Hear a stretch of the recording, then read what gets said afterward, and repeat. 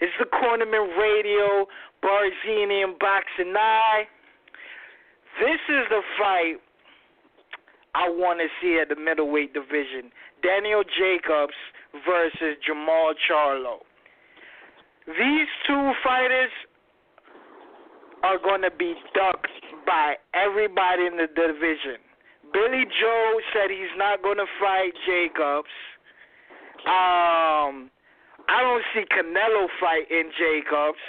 Jermall is fighting in a title eliminator against Sebastian, and if Canelo wins the Triple G fight, the WBC is not on the line. So I just don't know how this fight gonna play out.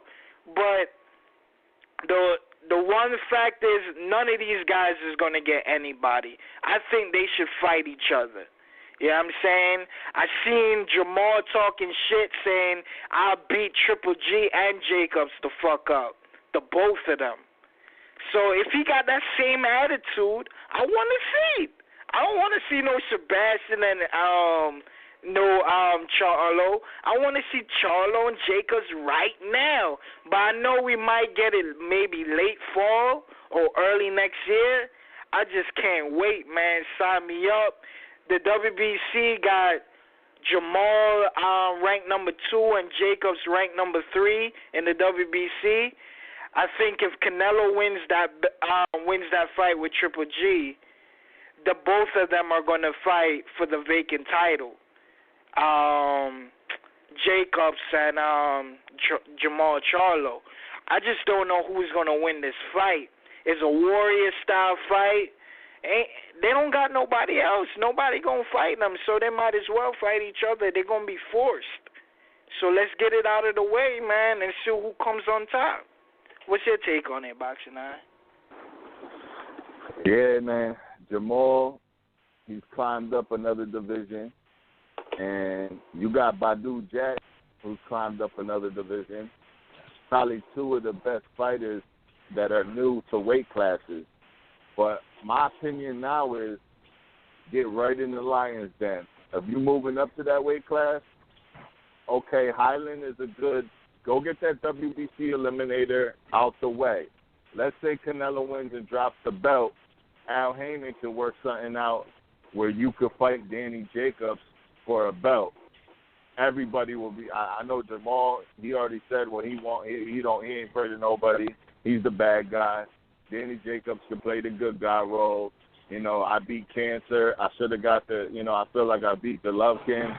Jermall, he needs to stick to that bad guy role, and that could be a really big fight. Jacobs is really big middleweight at this point of his career. Jermall was way too big for 154. I don't see. I mean, we're going to see Jermall's chin get really tested right away at that weight class if he steps in there with Danny.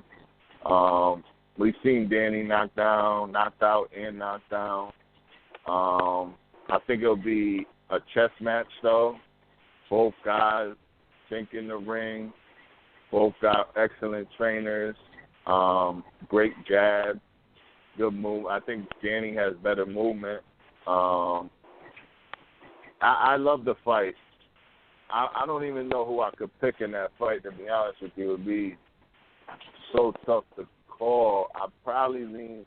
Jermall's one of my favorite fighters right now. But I'd have to lean towards Danny with that confidence. Even though he lost the Golovkin fight, he's high on confidence, man. I mean, we still got to see what happens with Canelo and Golovkin, but that's an epic fight for Al Heyman to make. That's another big fight in his pocket. You know, he could put that shit in Brooklyn, Danny's hometown.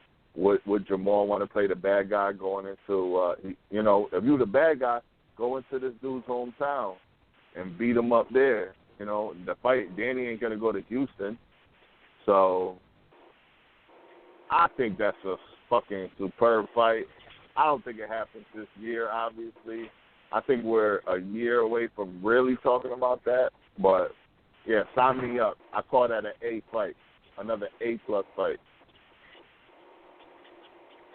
That's well, it. I don't really think it's gonna be a year because I don't see Jacobs staying at 160 that long. So they gotta make that fight happen as soon as possible.